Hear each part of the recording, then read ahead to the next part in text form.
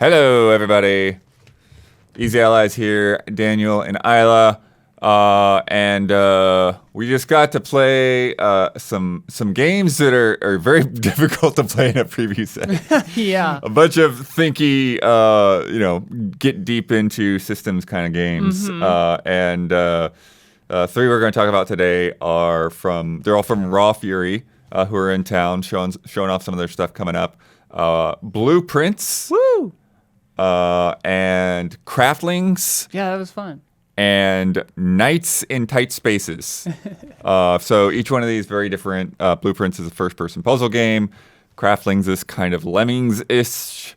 Yeah. And then sort of. Knights in Tight Spaces is like isometric tactics game. But yeah, so we'll get to each of them. And we kind of switched off, handed off controllers and stuff. But I got to play Blueprints for the first time. You played it at Gamescom. Puzzle Game of the Year 2025. GOTY 2025, dude. If they weren't cowards and give it to puzzle games.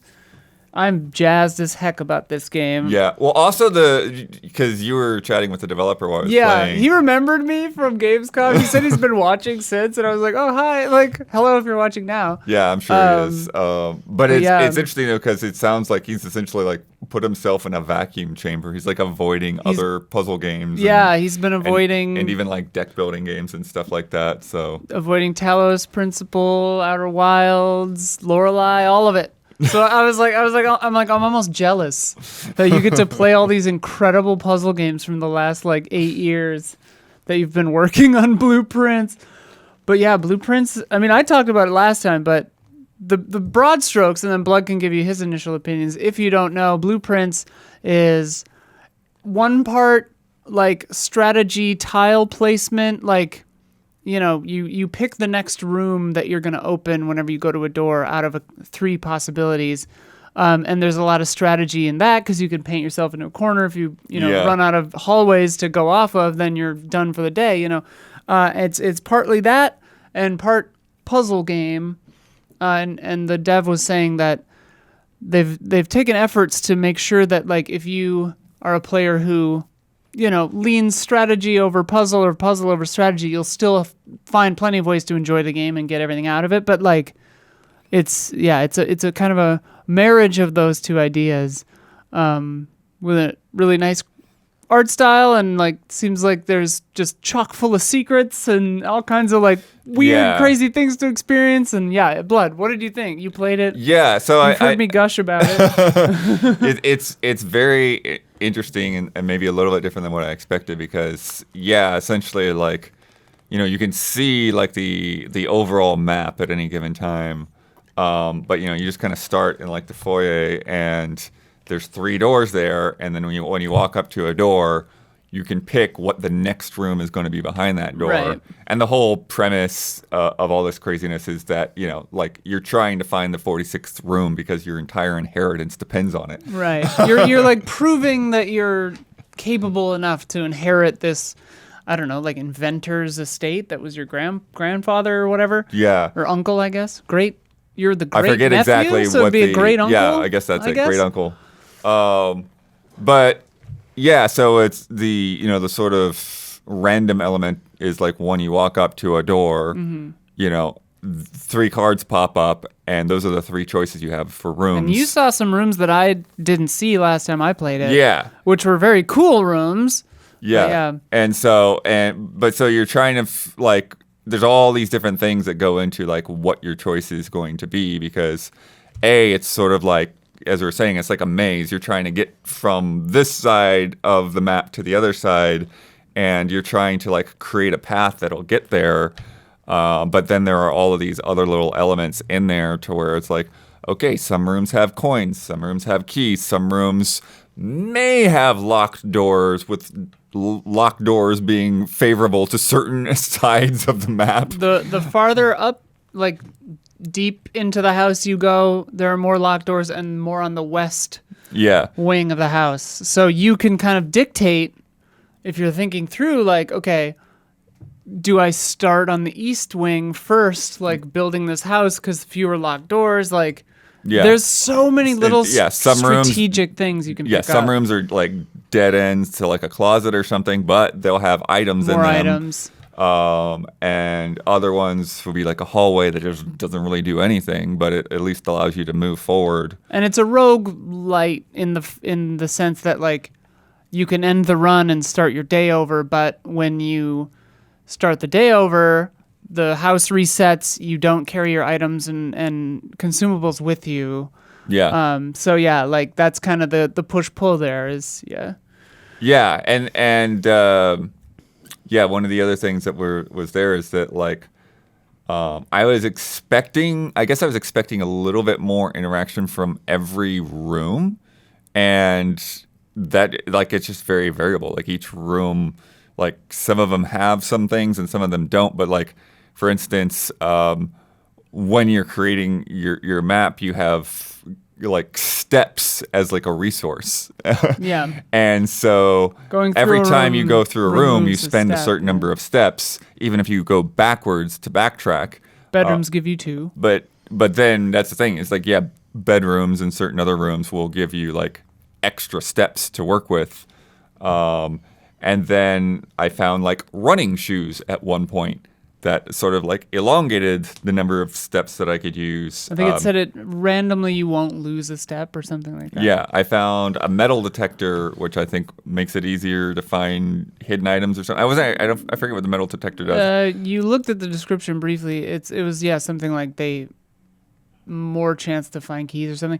But like there was also like a shovel that I didn't have, but it's like in my run I found a shovel, and Yeah. so I had to backtrack to the room where you could dig the stuff up. Yeah, and I dig got mounds items up. So it's like what's interesting is I get the impression, I don't know this for sure, but like based on the other stuff you can kind of see in the game and like areas you can kind of like they're hinted at and like things that have been sort of hinted at, and like the level of detail in all of these rooms is such that there are things that are consistent between runs and consistent in certain rooms. Like the chapel, for example, has these stained glass windows in them, and there are numbers that align with different stained glass windows and these like feminine figures on the windows, which from my recollection of the several runs that I've seen Blood play and myself, I think remain the same. And so it's like, it seems like at first the game seems like you just go into the house, put rooms down, try your best, and I have a very strong suspicion that as you continue through the game, the interactivity of the rooms or like the information presented in all the rooms is going to expand and grow quite a lot. I think there's going to be a lot of knowledge-based progression in this. From what I've gathered so far. Well, yeah, and for one example, like my first day, I found the security room, and there's stuff in there about key cards and like, how the doors will behave when the power is off. So you can have the doors either lock or unlock when the power is off.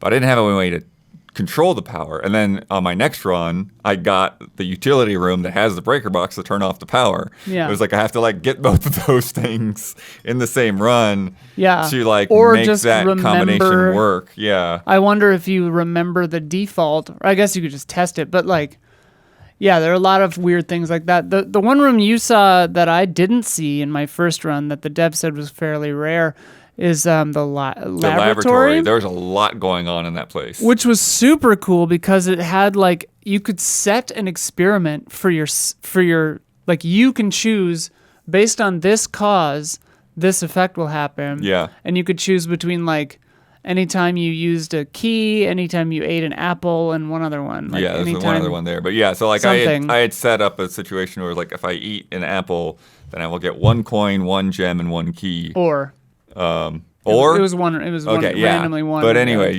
So, but there are like other. But you could effects pick there too. You could pick from 3 causes, 3 different effects. And I'm sure that those are not the same. I bet those change. Either. Yeah. And like that is such a cool wrinkle because then you can start to like strategize in your own runs. Be like, okay, I need to save this apple so that I can, if I find that room. Yeah. It's just stuff that if you start to change your behavior.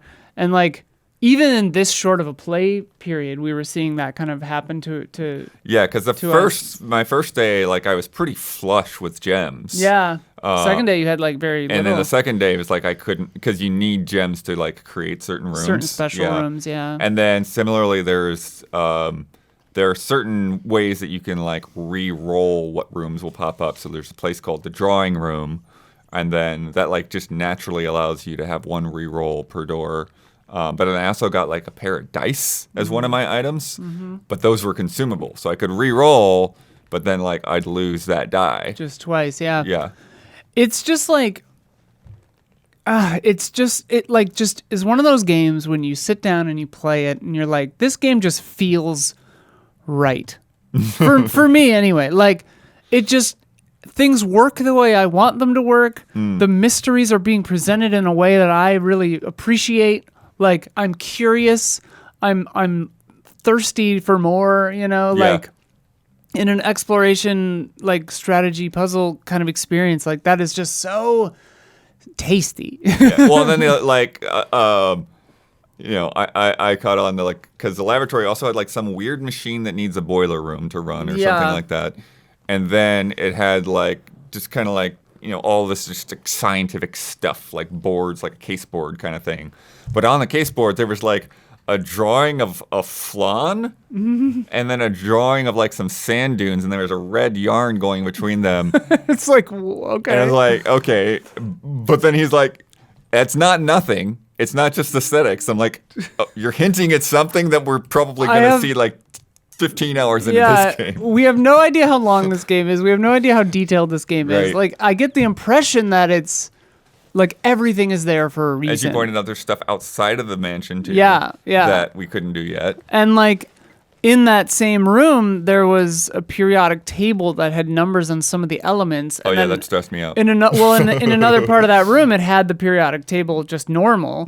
So you could be like I would have been like, okay, let me write down which elements these numbers go with. But like, obviously in a preview setting, you can't just say, this is a notebook game. Yeah, you're and handing I'm out notebooks. Jazzed about it. Like, I mean, I don't know. I feel like I could talk about it forever, but it's still just spring. I don't know.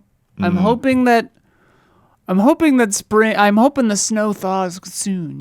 Right. Did that goddamn? Oh, I see. That's why you're asking when the I was first like, day of spring. when's the first day of spring?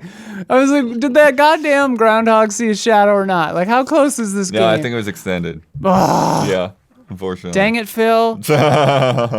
Anyway, I'm very excited for Blueprints, and I hope that everyone else is too. You liked it? Oh yeah, definitely. Okay, definitely. all right. I guess I didn't really ask you that. Yeah, well, and I think that's the thing too, because again, like I was saying, I was expecting it to be a little bit more like interactive objects and puzzles all over the place and all this stuff, and like a lot of it was, like it's an overarching puzzle that you're trying to figure out, and it's very observational at first. Anyway. And then there were some puzzles in there that were like logic puzzles. It was like, this box has a truth statement, that box has a false statement, and there's one of the box has the gems in it. Figure out which one is which, yeah. Which apparently that's the consistent rule is like one box tells the truth, one box lies, and one box whatever. But apparently those get harder as you go deeper into the mansion. Yeah, I got different puzzles both times I saw that room, yeah. Yeah. So. It's awesome. Like the amount of work and thought that's gone into this is really heartening. Like it really bodes well for this game. And like, in a game like this, it has to withstand like rigorous thought from many people. And that's, what I think it's encouraging right on the outset. So I really see this as probably being up there in the pantheon with stuff like Animal Well or Fez or Tunic or whatever that have these like broader, community kind of thought problems going on too. Maybe like, I could see this game harboring that if it, I haven't seen one way or the other, but I don't know. I just think the puzzle community and strategy community, I think, are going to respond very well to this game. Speaking for myself, I'm responding very well. So, yeah, I'm jazzed.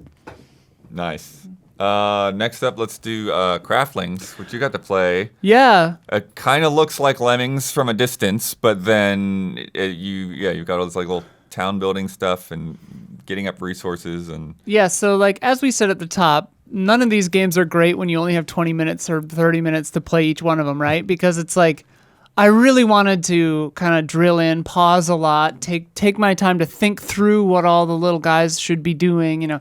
But yeah, broad strokes, we say Lemmings because they come out of a little portal, these little short guys. and you do have the stopper guy. And you can stop them. There's a little thing that literally is like this, and it's like stop, like straight out of Lemmings. You can click on them to turn them. You know, they auto walk and they'll fall. You know, if they reach a cliff.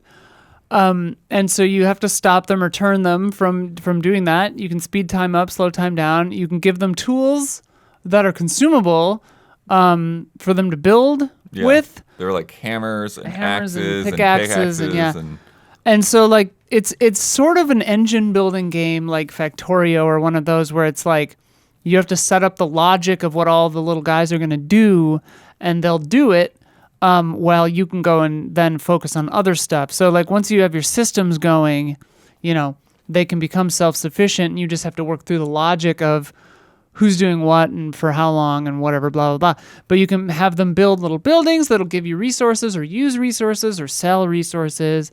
And yeah, so you have them, if they have an axe, they'll chop trees. They'll take the lumber to the lumber mill. The lumber mill will make boards. The boards will do this and that, you know, standard, that kind of stuff. And in the main game, at least, there was a very like clear set of goals. They had like a goal list on screen where it's like, build the market, build the lumber mill, give somebody a pickaxe. Yeah. You know, for the tutorial level anyway. Yeah.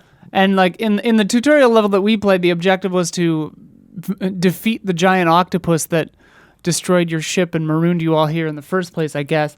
Or at least he was on a ship. Yeah, he was waving the crow's nest around. Yeah. And we were like, it's got a white flag on it. Is he trying to surrender? As they were like throwing spears at it? Yeah, and so you had to get enough materials and stuff to like build a couple of bridges. Yeah, get them and up then there. Build like a fort, like a siege works, so that you could like use like a ballista to attack the octopus and defeat it. Yeah, and then that costs money too. Keep resources going. Keep your engine going so you can afford the ballista bullets for the shooting at the octopus. And it has, you know, very like pixel art Terraria kind of style. Yeah. As you're probably seeing, because I'm assuming we're gonna get B-roll. Yeah, it was satisfying. The logic of it was, again, like it was a lot to take in just a preview setting, but I could see this game feeling very satisfying, like to get everything going and stuff. And there are missions with a progression, you know, that ramp up in like complexity, teach you how to make weapons and like because apparently they're opposing little guys or things that you have to fend off or whatever in some of the scenarios. There's also a sandbox mode, which is appreciated in a game like this. Yeah, there's a sandbox mode, there's a challenge mode. Yeah. So in addition to the main levels. Yeah, so it seems like there's a lot of different ways to engage with it.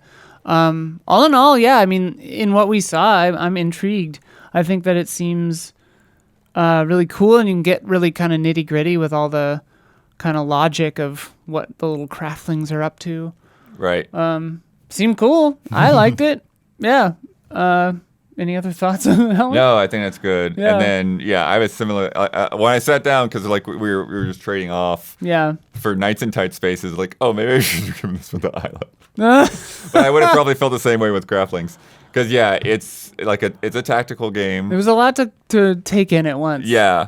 Especially with me and a dev just like staring over your shoulder. You and the dev, and then like these, pop-up windows explaining everything. I always it's like how much do I want to read, but then I need to read to know what's going on. in a preview event, I because I'm not like I don't feel like I read super quickly, you know. And so in preview events, my like base reaction is like, well, I don't have time to read this, but then I'm like, if I don't read it, I won't know how to play this game. Right. So it's like I need to sit here and actually do it. Sequel to Fights in Tight Spaces, if you're familiar with that.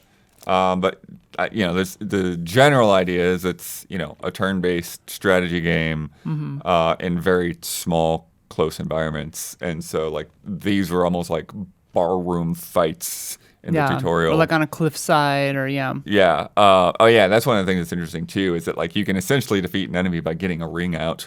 Yeah, you So can you just kick like them knock off, them off of the platform or whatever. It's or like, out all a right, that window guy's or gone. whatever. And you can rotate the camera, which is cool because then you can see other angles of the arena, basically. Yeah. To say like, oh, there's a window there, I can kick them out of that, but you might not have seen looking from the other side. Your abilities are deck based, so you Mm-hmm. get like a group of cards, and this is what you can do. And the thing that was throwing me off the most was that like even your movement requires a card. Yeah. So I couldn't just like move there and then attack. It's like, oh nope, I need a card to do the thing I want to do. And you have to be clicked on the right person because after the tutorial, you get a crew of like multiple people. Yeah. So you could start.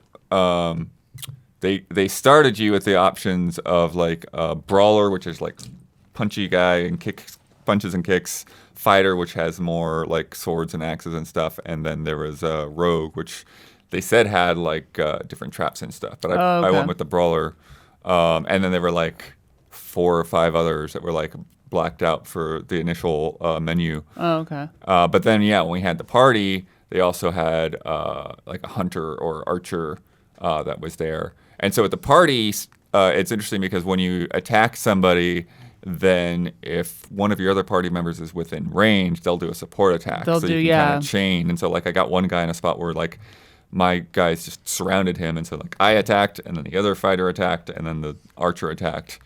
Which is cool because then you use one card or ability and it chains for your whole crew. I could see you setting up really elaborate, cool combos things. and things like that. You could there's also combo by if you get an enemy within range of another enemy, they'll friendly fire. Right. I don't exactly know the specific mechanics how that worked, but Well, I did see it happen. Yeah, there was the cool thing with it is you could see like if there was an enemy archer on the board, it shows where he's going to shoot and what it's going to hit. So you can use your move to be like, okay, I know that this archer is going to be shooting here. I can push this enemy into the range of fire. Yeah. There's a game on UFO 50 that's basically all about because you can only start one action.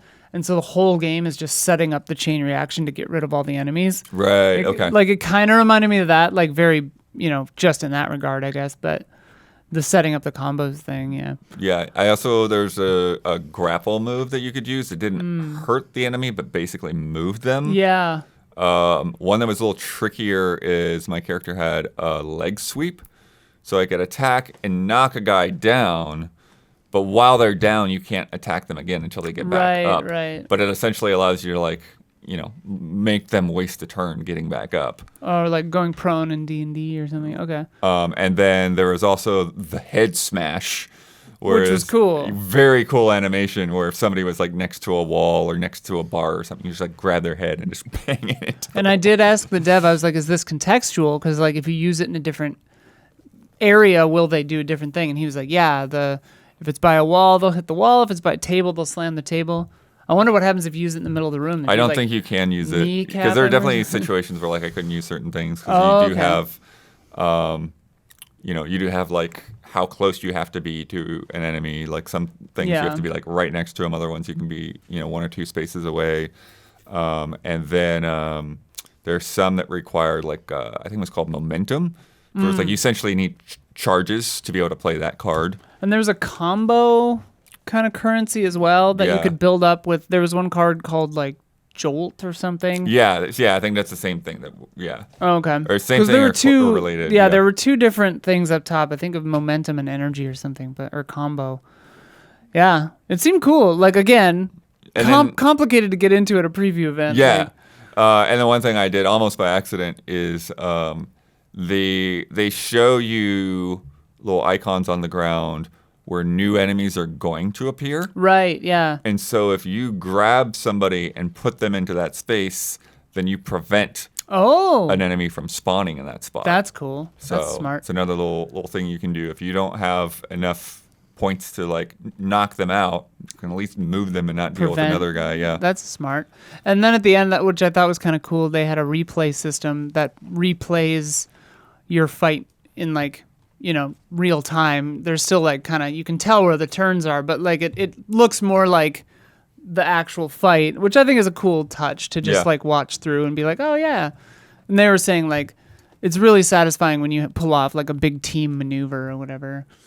Yeah, it's funny that like of these 3 games, the one that's maybe the most complex in the long run is the easiest to just pick up and play. Because Oh, yeah, Blueprints, you just yeah. walk in, you pick rooms, and you're off to the races. You know, whereas start these you figuring have out, to whereas with these, like, learn a bunch of systems. Exactly, And, yeah. Which, you know, no slight on these, but it's just like a different kind of experience, especially in a preview. But at least it's nice that like they were all very different games. Yeah. Like, they're all Thinky games, but they're all, you know, different perspectives, different kinds of strategies, and all of that. Yeah. Yeah, heck yeah. So we got more coming. Thank you for watching this. You can check out more of our stuff on our channel. We have our podcast every week where we talk about games. And if you would like to support us and keep all this stuff going, we are supported by viewers just like you at patreon.com/easyallies.